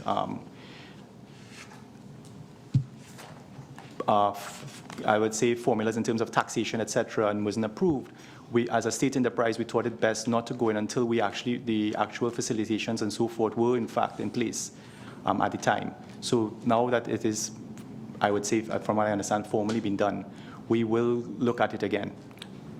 When you say formally has been done, has the minister approved the operations of Uber? I mean, I'm not familiar with it, and hence to say once we because that was my follow-up question, that if you were partnering with Uber, was the legal issue of Uber's operations clarified in this country as yet? We know they're operating, but... Yes, and that's why we're taking a lot of care. We have not, as I said, partnered. There was an initial discussion where they had approached us, and we thought it best whole as a state enterprise. We have a responsibility to ensure that we comply with various different aspects and laws within the country. I'll stop here for now. Thank you very much, Senator Mark. I have the chairman. You call me Mark. Senator Henry, forgive me. The chairman is deep in thought, so forgive the chairman. I'd like to ask a question of the Civil Aviation Authority, who are representatives here today. I would like to find out from the Civil Aviation Authority, what is your assessment of the performance of Caribbean Airlines in terms of all the areas under your purview under the Act? Could you help us to give us your assessment of how Caribbean Airlines is performing? Chairman, I'll ask the Director General to answer that. The performance of Caribbean Airlines continues to satisfy the requirements of the Act and the regulations, as far as we are concerned, because we do our regular surveillance. I want to direct the attention of the representative of the Civil Aviation Authority to a news story in the Newsday dated Thursday, December 31st, 2015, entitled Carl's ATR Woes. And there's actually a story also, January 24, 2017, troubled flight from Carl. I would like to find out what is the process that the Civil Aviation Authority uses when there's a report of an incident on an aircraft in Trinidad and Tobago airspace. Whenever there is an incident in Trinidad and Tobago airspace, the operator is required by regulation to submit what we call a mandatory occurrence report. Once the report is received, an investigation is conducted, and if they are necessary to provide corrective action for the airline, that is done. Would the Civil Aviation Authority have a view regarding any abnormal occurrences of incidents over the past couple of years? Could you clarify? Okay. You are mandated for managing civil aviation and tracking and investigating, reporting on all incidents. Over the years of which you've been doing this, has there been any noticeable increase over the past few years?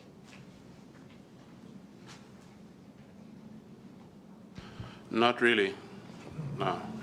And that goes to the crux of my question, because in the research for the entity coming here, we couldn't find any publicly available information on aircraft incidents. And I saw in your response to the questions posed by the committee that you are not required to put out any public information. But I would like to suggest that as the body with responsibility for civil aviation, that information regarding incidents on aircraft in Trinidad and Tobago airspace should be public information. I think members of the public have a right to know. And that if in the event that, and I want to be clear, the committee did its research. We checked with several other civil aviation organizations around the world. And it's interesting the way in which it's treated. And when we did our information, so for instance, the Civil Aviation, the Transportation Safety Board of Canada, you can go to the website and download a spreadsheet with all of every aircraft incident from 2004 to yesterday on the front page of their website. I go to the Australian Transportation Safety Board, it's Australia Civil Aviation Safety Authority, and latest investigation report on the front of the website. They have a listing of all of the incidents as of yesterday. And it's minor incidents, lack of separation, loss of separation between aircraft, or a near miss on the tarmac. But I think that is information that the public needs to know. And I want to share with the public, and I want to share with you. The UK Civil Aviation Authority follows the European directives on this matter. And here's the statement they use to describe why they do it.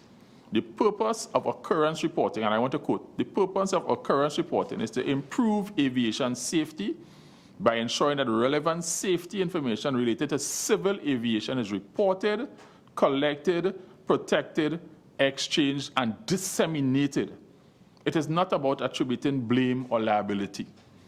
So I think that I understand, I've looked at the regulations regarding civil, I don't think there's anything that precludes the Civil Aviation Authority from putting out a report every so often to let the traveling public be aware that Airline X had an incident on this date, we've investigated the matter, and we are happy, whatever needs to come out of it. But I think that in a situation where people see things in the newspaper, and then the body with responsibility for regulating the industry, they can find no publicly available information. I think that is something that needs to be addressed, and addressed urgently. So I would like to have your thoughts or comment on that. Mr. Chairman, the authority would take into consideration your comments and would act on it. Thank you very much. I appreciate your very direct response. I think I go now to MP Leons. Thanks, Chair. Just going back on Member Henry's questions, the cost incurred for stopping the UK route, have you evaluated that decision? And if you all were to make a decision now based on all the information that you have, based on the cost and the benefits to clients, would you still make the decision to stop the route, or would there maybe be an alternative decision? Remember, under the board, under Chairman Lockjack, the decision was made to bring the route to an end. And that was made on a significant amount of analysis. The route was reintroduced, I think, under Chairman Nicholas, and it continued to be a loss-making route. And it continued to be a significantly so. So the fact about it is, I think that a route from Port of Spain to London is simply not a sustainable route for the airline by any stretch of the imagination. The losses are quite significant. Okay, thank you, Chair. My question basically is putting myself as an employee behind the counter of a CAL during the Easter period or high peak season. I'm pleased to hear the review of bookings, the system to eliminate overbooking. But currently, and most of us would have experienced some form of discomfort that will lead to some upset as a passenger waiting to traverse the Airbridge. What steps, because I'm looking at your strat plan, what steps have you put in place, one, for the employee in terms of their safety? I saw that there's a security plan for the behind the counter safety on your strat plan. And two, in terms of while the process is improving with bookings and the reliability of the aircraft on the Airbridge. What steps for improved customer service to the aggrieved customer, whether it be from Tobago to Trinidad or from Trinidad to Tobago?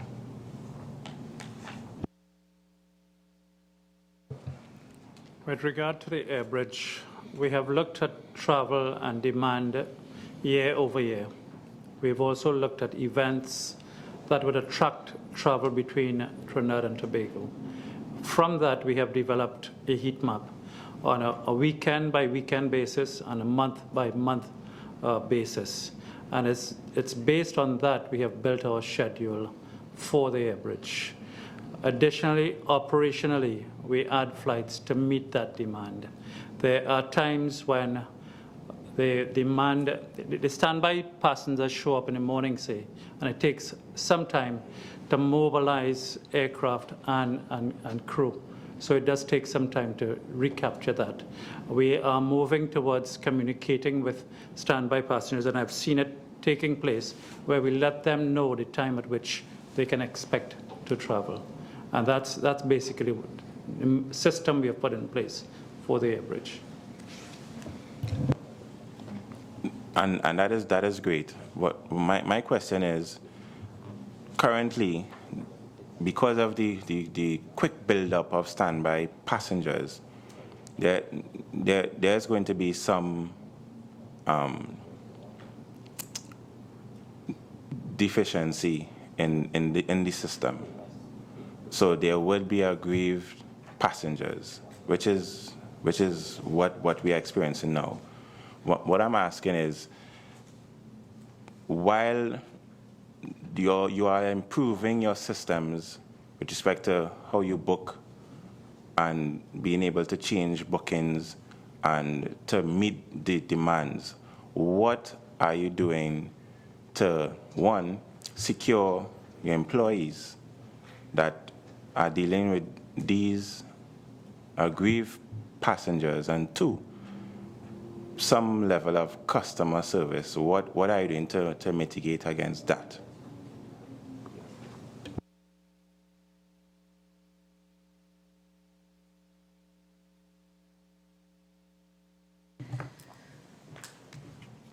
In respect of the circumstances regarding the, mitigating against the customer service issues, and I'm trying to give you a short answer to the issues surrounding the Airbridge. One, the longer answer is there is a task force that is charged to closely manage the operations of the Airbridge. The task force has a system we use developed around a heat map, and the heat map looks at events, high demand events in Tobago, and we deploy the necessary resources that are required to manage the operations of the Airbridge, particularly at high traffic times, in order to eliminate some of the stresses on the system. What we are currently doing is reviewing what we offer the customers in respect of delays on the Airbridge, so that it is more in alignment with the international standards, because it's the same sort of discomfort that would be experienced. In addition to that, we are working closely with our handlers. Just, I think it was about a week and a half ago, we met with our handlers in Tobago to work and collaborate more closely in terms of lifting the service standard so that it is more positively consistent. But by virtue of the sheer numbers on the Airbridge, you'd find that there are times when the service offering would lapse.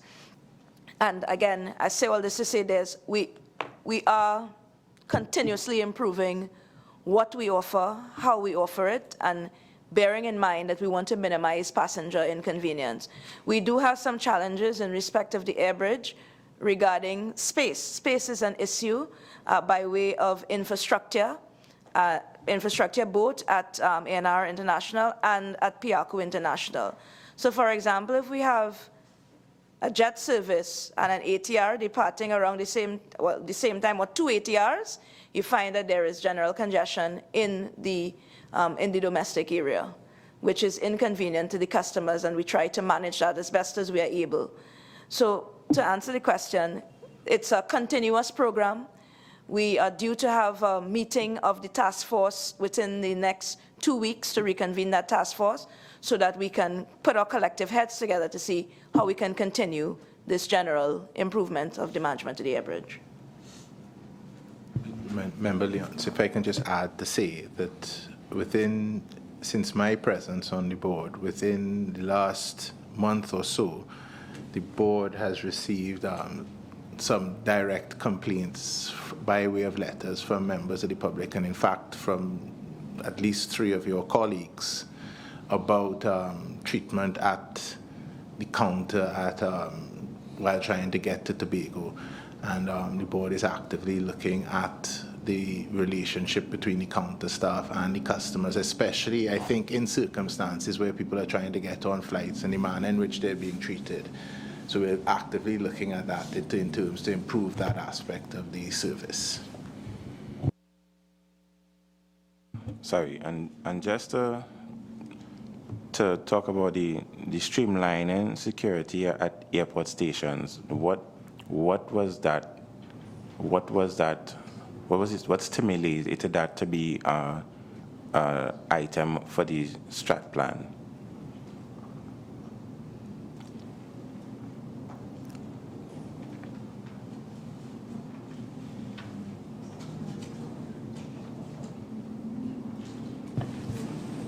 MP, we'll have to respond to you about that aspect in writing. Okay, much obliged. Thank you very much, MP Leons. I have now floor to MP Karim. Thank you very much, Mr. Chairman. On the last occasion, mention was made about a fuel dashboard to effect some measure of savings. Might you be able to tell us something about this fuel dashboard? For example, when was it procured? At what cost was it procured? And whether there was a different date from when it was procured as opposed to when it was effectively being used. And with respect to that same fuel dashboard, how much money has been saved as a result of the implementation of this cost-saving measure, and whether you are getting proper reports arising out of the implementation of this mechanism? The fuel dashboard was costed somewhere around $60,000 to acquire, $60,000 US dollars to acquire. And prior to acquiring the fuel dashboard, Caribbean Airlines flight operations also identified areas where there may be cost savings. We acquired a fuel dashboard. There was data and information that had to be processed by the provider in order to start providing us with guidance, with areas where we could further save. We provided our data, so acquired at one date, and then output from the dashboard came at a later date. We continue to provide information. It has to be continuous information. For example, we may identify an aircraft that may be burning more fuel, and therefore we need to ask maintenance and engineering to look at that aircraft and understand why it is burning more fuel. We have realized significant savings in terms of volume year over year, using the cost initiative that we have put in flight operation and using the guidance of the fuel dashboard. But Just to conclude in terms of the question, when was it specifically, if you could give me a period of time? In other words, when you bought it or when you got it, did you implement it immediately, or was there a period of lag when you implemented it? You see, what I'm getting at is that we would have invested $60,000, just over $250,000. But what is it that you did? The savings, of course, the intention was to have the cost savings. But what happened? Was it effective on purchasing, or was there a period of time within which it was not utilized? Data had to be provided to the provider for them to analyze what was taking place with CAL. So they looked at aircraft on the ground. They looked at what we were doing in taxiing the aircraft to take off, what we did in climb, what we did in cruise. So they analyzed the entire flight for us. And so it took some time before they could provide us with the information. With regard to your question, I'll have to check what period elapsed between paying for the dashboard and actually getting data from the provider. My other question has to do with the pilots. If we can get a sense as to, for the last 2 hirings, because again, I'm sure there are people who sitting down here would recognize that we had instituted an aviation campus. Not that we were training pilots, but the intention would have been. But for the last 2 hirings of pilots, would you be able to tell us how many vacant positions you wanted to fill, how many applicants would have applied for those positions? But the key to this is that I wanted to find out is what was the failure or success rate of those who would have applied. In other words, if you had 6 vacancies and you had hundreds of persons applying, how many of those hundreds would have been successful or would have been failed? What is the failure rate or the success rate? And in addition to that, you would have had to assess them to determine by some assessment committee what is the cost of that assessment to the airline. In some cases where people have not succeeded, they may be asked to pay. But what was the cost? So, number one, for the last 2 hirings, how many positions, how many applicants, what was the success rate or the failure rate, and what was the assessment cost of that exercise?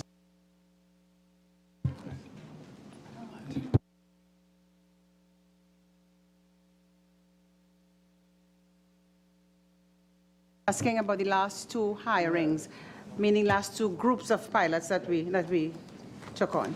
Okay, the way we do pilot recruitment and selection is that at the point in time that we believe we need resources, we will do an analysis of the manpower. We look at that in the context of the schedule, and we would see what numbers we need.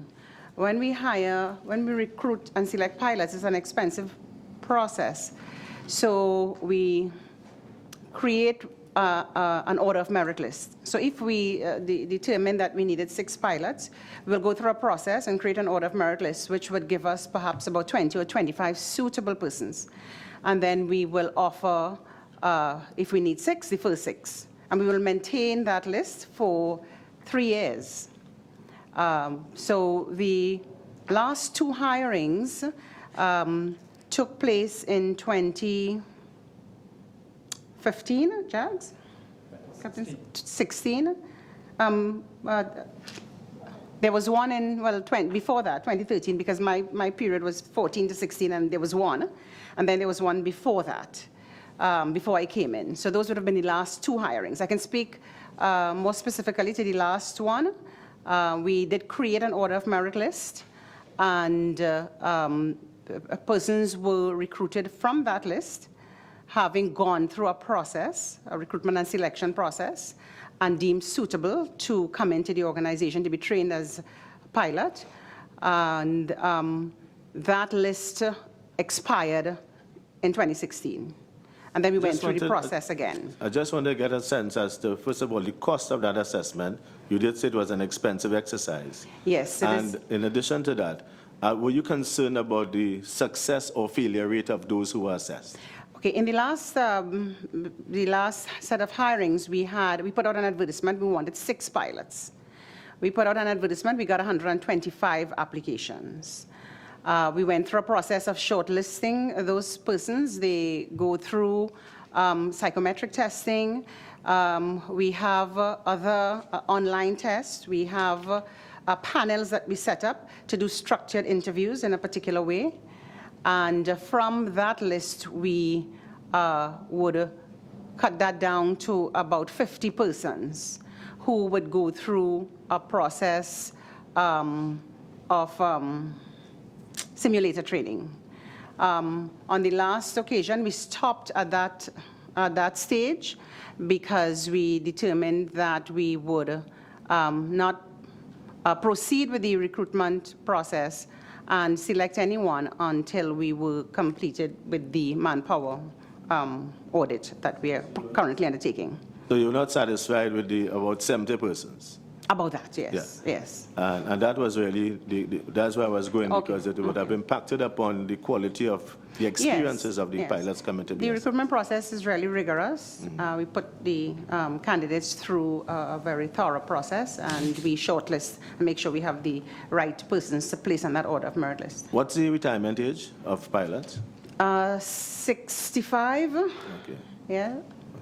And just to get a sense in terms of in the airline, not only in terms of the pilots, but could you give us a sense, if not now, and maybe in writing, if you could indicate to us how many persons have reached their retirement age, and how many have been rehired, haven't reached that retirement? So just for clarification, the official retirement age in Caribbean Airlines is 60, but pilots can work up to 65. And at this point in time, we have, I think the number is in the...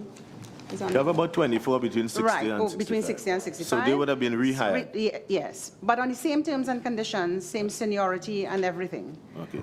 It's just that we retire them at 60 because that is the official retirement age in the Caribbean. Just finally, a previous CFO made mention of $1 billion. I'm just saying what was reported. That would have been lost to credit card fraud and also in terms of cargo issues. Do you have any experiences in the recent times that would cause you alarm? In other words, are there issues in terms of any such matters, again, of corruption in credit card fraud or in cargo issues? Okay, so I'll hand that back to the chairman, and he can designate who will answer that question. Member Karen, did you say, what figure did you quote? No, I'm saying that there was a previous statement, not in your term here, that there was a concern as a large sum of money, and I think what was mentioned was $1 billion. I don't know how that was arrived at. But with respect to credit card fraud and also corruption issues with cargo, and the question I'm asking is if there's still that concern for issues of corruption with respect to credit card and cargo handling matters. Yes. Insofar as I'm not aware of any issues insofar as cargo is concerned. We still do experience difficulties with respect to what is credit card fraud, and I'll ask Mr. Agarat to give you an update in relation to that. Good day, committee member. In regard to the cargo issue, which was a comment made somewhere in 2013, I believe, what we found out that to be an accounting error, and we had rectified that issue with our external auditors and made the appropriate adjustments. What was the figure, the accounting error, the figure that was an accounting error? We had estimated the error to be in the vicinity of, say, 20 million US. As an accounting error of 20 million US? Over 2 accounting periods. In cargo? In cargo. And the other matter had to deal with the credit card. The issue with credit card fraud, that is a continual issue based on what we in Caribbean Airlines look at as criminal activity against the airline, where we have persons using other people's credit card information to make bookings through our website. Currently, we've been working with another provider and looking at, we have a system currently, but we're looking at a more efficient system that could help prevent the frequency of which we have those issues. Right now, we have a team that works every day in trying to mitigate the impact of that. So, can you indicate the exposure in that regard with respect to the credit card fraud that you are currently experiencing? Currently, we about 40,000 US a month. 40,000 US per month in credit card fraud that CAL is experiencing. Yes. Can I just ask, for example, I know the chairman might be, I see his mic is on too. Yeah. What is it that you are doing currently? Or what have you proposed, or what are you proposing to do? I mean, I know you're talking about the new system, but if you could give us some, so that the country will be a bit comforted to know that you are handling these matters expeditiously and very clinically to avoid 20 million US in fraud in cargo. I'm talking about the cargo issue that you mentioned. The accounting error of 20 million US, and then the credit card fraud of this sizable monthly sum. The accounting error that was rectified within our 2012 accounts, so we restated those accounts. So that was part of our delay in preparing some of our accounts. What we realized that there was an overestimation in some of the revenues declared, and we rectified that matter, because what it meant, there was a receivable sticking out that wasn't something that ought to be collected based on the overestimation. And the issue with the credit card fraud, we are currently working on a provider who is more integrated with our present passenger service system, and that provides a more, should I say, integrated approach in tackling and identifying what is the probability of cards that might be compromised. But in cleaning up the act, have you brought people to book to account? We have made a report. There are challenges involved in that. One of the issues we have is that some of the information that we would require to have a proper either criminal or civil prosecution isn't available to us given our contractual arrangement with our PSS provider right now. So part of the new implementation is to actually deal with that issue. I have discussed with our legal counsel where we see that we're going to have challenges going in the criminal prosecution, that we explore the civil prosecution of certain matters. What, in your view, is the potential for recovery, or is it going to be an item to be written off? There are two issues involved in that. One, we have the issue where some of the passengers, it's where they have, fraud has been perpetrated upon them. So for instance, they have either bought the ticket through a third party who would have been the person who engaged in the fraud. We have liaised with IATA on what is the best mechanism to recover some of those items. It would require getting significant amount of information on the passenger. We have looked at the avenue of going through a debt collector. So once we have all the available information on the passenger, and also we're going to have to find a way to work with a number of different jurisdictions, because obviously we can have passengers who live in different countries. They have different legal requirements in bringing either criminal or civil matters. Could you tell us of your other destinations, whether similar situations arise? And you could give us an idea of the amount of money and which is the closest destination that such a situation has arisen? I can't give you specifics on the numbers, but I could give you where the points of entry or commencement of travel, where we see high incidence of fraudulent travel out of Trinidad, for travel to New York, out of Kingston also for travel out to New York. We also had an issue with out of Caracas, where we think we tackled that using some assistance through our immigration authorities.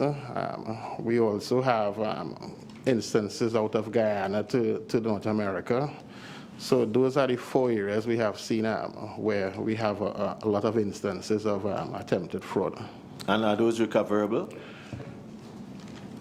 Hardly. You have a ballpark figure in which you can tell us, and if they are recoverable. In other words, what I'm trying to establish is, again, this will be a hemorrhage out of the airline. Yes. And I would like to interject. I would like the information requested by MPKM. We would like to give the company the time to put the data together and submit it to the company. We will do the formal request. Okay. The chairman would like to just take us back to Ms. Guy and regarding the pilot recruitment. I've looked at the numbers you provided to us, and you have 28% of your current pilot body in the age group 56 to 65. So a little over a quarter of a pilot body is either due for retirement or past retirement age. So I know that you've done your last hiring in 2015, so that I think you're virtually overdue right now. What is the plan? Because on the numbers you provided us, 28% of your current pilot body is between the ages of 56 to 65. That's quite significant, so that they're either preparing for retirement or have retired and have been returned. But even then, the shelf life on the returnees is finite. So is there a normal succession plan? I need to understand how that works. Right. So normally we would be in a hiring mode. And of course, sorry, yes, yes. Normally we would be in a hiring mode with respect to pilots. When we returned the 767, we did have a small surplus. We projected over a 3-year period what our resources would look like in terms of pilots. And we saw a small surplus, but we decided to retain those pilots given the turnover that we knew we would have over that 3-year period. And it does take a long time to train a pilot. So the 11 pilots that we had a surplus, we said that no useful purpose would be served in sending them home. And we can build them into the schedule, send persons on leave and so on. But that has quickly been absorbed. And in 2016, we determined that we needed 6 more pilots based on the schedule. And we started that process, which we have now put on hold, and which the operations department, they have reorganized the schedule so that we can work with the pilots that we have right now and use the pilots that we have in Jamaica and in Trinidad to meet the schedule. We do hope to complete that manpower audit before the middle of this year, perhaps by May, so that we can see, we have a good picture of what our requirements are, and particularly with respect to the operations that we would have. And I know that the operations department have been looking at the utilization rate and trying to increase the utilization rate for the pilots. So that is also helping. Well, your data representative is interested because you advertised for 6 positions and you got over 100 applications. Yes. So that there seems to be no shortage of available people who seem to think that they're qualified. So that I have nothing against retirees working and continuing to earn, but it seems that there's a large body of people who are looking for jobs in the piloting field. And Yes. that should be part of the company's strategy also, that while I understand piloting is a unique skill, and it requires people with a lot of experience, you need to have them That's on right. board. That's So right. it requires a mix. Yes, I want to give the floor to Senator Bash, who's been waiting for a little while. Thank you, Chair. The company last year upgraded its frequent flyer program, and there have been many challenges. For example, when someone tries to check in and they give their frequent flyer number, the system doesn't always recognize the numbers. Why is that so? And is it because the system is not automatic and it's manual? It's done manually. And also, with respect to the transfer of membership numbers, I know you all are in the process of that. Was this done successfully? And also, with regards to the issuance of the frequent flyer new membership cards, what is the status? Through the Vice Chair, Chairman, member of the committee. Yes, we did migrate into a new loyalty system. Prior, we were running actually on 2 systems, one for Jamaica, primary Jamaica customers, and one on Trinidad customers, which was quite inefficient. In joining the 2 systems together, that did create a challenge in terms of the membership numbers. because we consolidated and created one number. So there were some challenges, and part of it was communication on our end in terms of on the front line. That has since, my understanding, has been resolved. And therefore, everybody should have their numbers. In terms of, what was your, sorry, may I ask your other question in terms of? Transfer miles? Yes. We've started a new program. We keep, as alluded in terms of branding and product, we keep, as the industry changes quite a bit, we change as well in terms of trying to offer the best that we can. And there's, I believe you may be referring to pooling of miles, family pooling. So where families, where, for instance, somebody may be traveling on business, wife may travel on leisure, etc., we're allowing families to pool their miles in order to be able to get the best use and opportunity to use the mileage should they want to use it on a flight for any member of the family.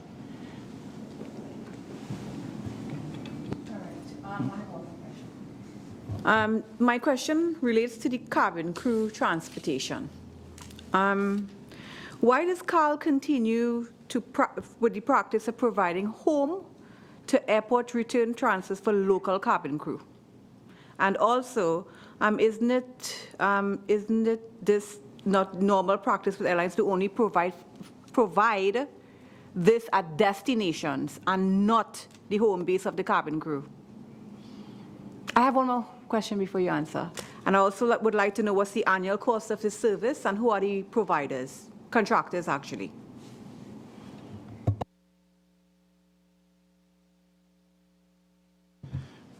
We have NCAL provided transport for cabin crew from home to work and to return. Cabin crew leave home at different times of day. Cabin crew return home at different times of day. We have had security incidents with cabin crew.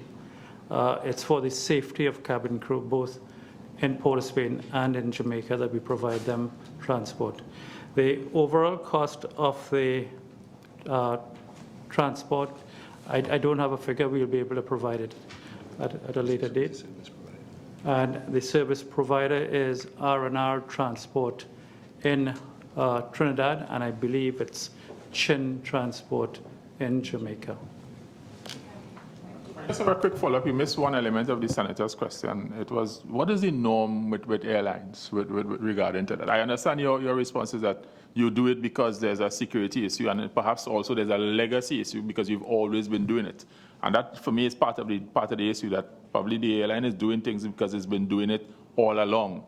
And perhaps some of those things need relooking at again. It doesn't mean to stop it, but at least look at it again. But I think the question the senator asked was whether or not, what is the practice of other airlines? Is it the practice to provide home to airport service for home-based crew? Is that the practice? It varies by airlines. There are airlines that do, and there are airlines that don't. I think I have one question from Senator Mark, but Senator Henry wanted just to follow up on one of the earlier points, and then I'll take one last short question from Senator Mark before you wrap up. Okay, yes, I know we are pressed for time to wrap the session up, but on the last occasion, when we talked about the issue with the ATRs, we were told that getting out of the contract with the company is not is difficult, but not impossible. I think that was the language that was used. And it would involve some negotiations because of the problems with the aircraft, obviously.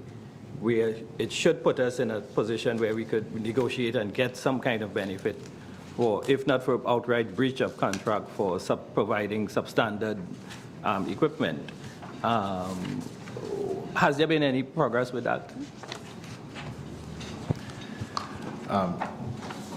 Member, I think my response on the last occasion was that the contract had some clauses in it which I found to be somewhat surprising insofar as the warranties and the limitation insofar as those warranties are concerned. And that was based on not only my reading of the contract, but also there was advice received from a fairly well-known firm abroad in relation to their analysis of the contract. Since then, we've obtained a second opinion in relation to the contracts from another firm, and that firm has given us certain advice in relation to the contracts. So there has been progress made in relation to it. For obvious reasons, the advice is not something I'd want to disclose at this point. Okay, that's understandable. Okay, no problem. Senator Mark, last question from the floor. Two small questions, no pun intended. Mr. Kwame, no, I'm directed this to the Civil Aviation Authority. In your submission, you stated that the Civil Aviation Authority, in accordance with the Act, has established and maintained a safety oversight system. Would you be in a position to provide this committee with a copy of your safety oversight system manual? Chairman and Senators, we shall bring you a copy or send you a copy, however you like it, soft copy or hard copy. Both. Will do. And my final question, Mr. Chairman, is this. I want to quote the Civil Aviation Act. This is again directed at the Civil Aviation body here. I think it's section 8.1. It reads, in performing its functions and exercising its powers, the authority shall have as its paramount consideration the safety of aviation. I want to ask the civil aviation officials, based on your submission concerning the identified defects with the 9Y-TTA and 9Y-TTD aircrafts, we are concerned that the issues identified appear to be symptoms of an underlying root cause.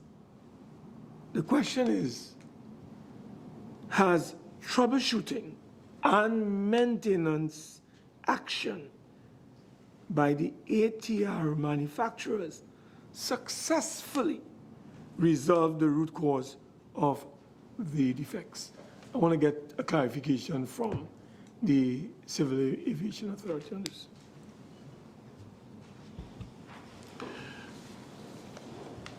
The Civil Aviation Authority has received from Caribbean Airlines a report with respect to the actions taken, and we are satisfied that with the actions taken for return to service of the aircraft.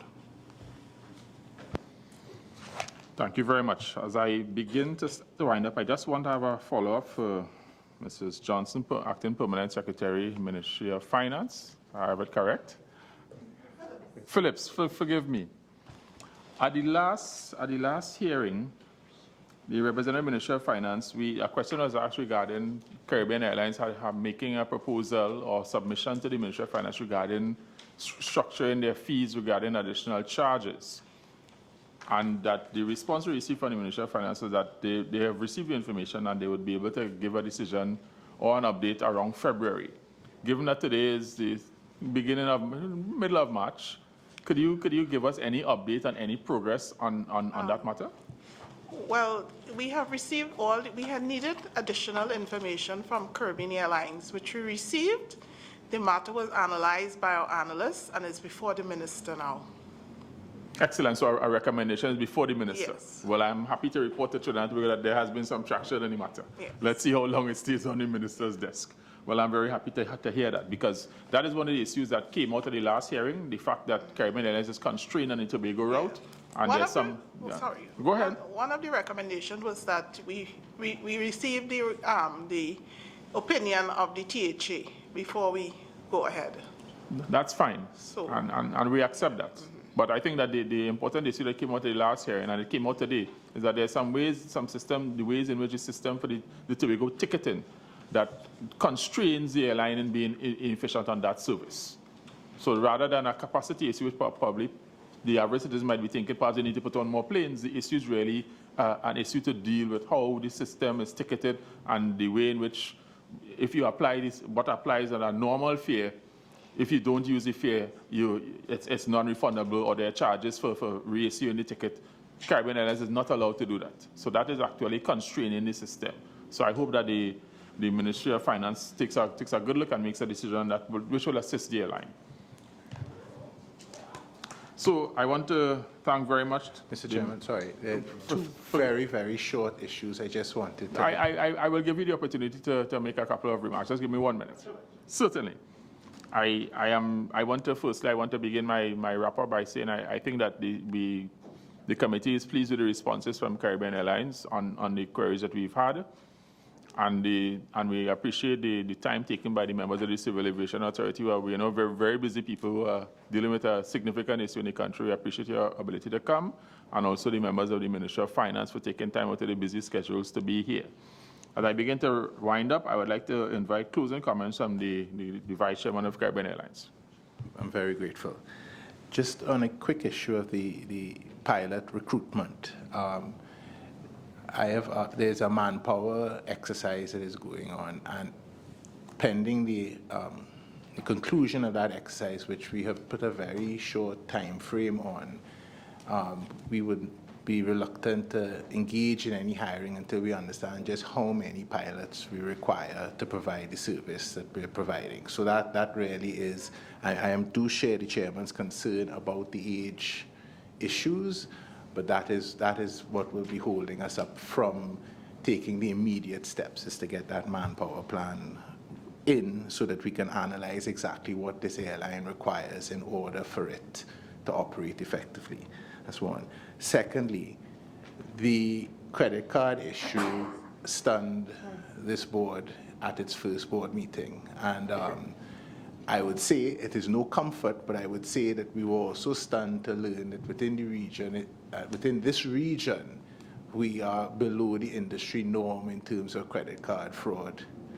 But that we, in any event, the fact about it is that we have put all our resources behind getting the necessary equipment to stop it. And in addition to which, we've also had discussions with the firm of Ernst & Young to come in as well and have a look at the credit card system to make sure, because, I mean, whether it is below the industry norm or not, that those figures were quite astonishing to us.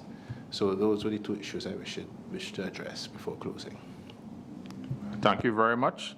I want to say that as I begin to wrap this session up, I think at the last hearing I indicated that for many years, the chairman has been a loyal supporter of the airline and all its various heritage. Even the days when the Caribbean Airlines or BW flew an A321, very few people can remember that. I flew on an A321 more than one occasion in the beautiful gold colors. Not to mention the L10-11-500 and all the other various ways. So I have a long history with the airline. I understand the challenges of the airline. I've had varying service experiences with the airline. And I think that the airline, every citizen here wants Caribbean Airlines to be successful. We want you to be successful. This committee wants you to be successful for Trinidad and Tobago. And there must never be any misunderstanding about what we're here to do. We're here to try to understand your issues and your challenges and to help you to overcome those challenges so that you can perform to the best that you can perform and allow the citizens of Trinidad and Tobago, one, to be able to have a reliable, affordable service to be able to go to their destinations of their choice, but also for the Minister of Finance to receive appropriate returns in terms of dividends and profits back to the state coffers. So with that note, I wish to indicate that this meeting is now adjourned. I want to thank the members in the media and the various platforms who have been viewing and listening to this broadcast. I want to thank you for all your questions again, and which we will try to continue to address. But I want to thank everyone who's been viewing, listening, or being online listening to this survey. Thank you very much. This meeting is now adjourned.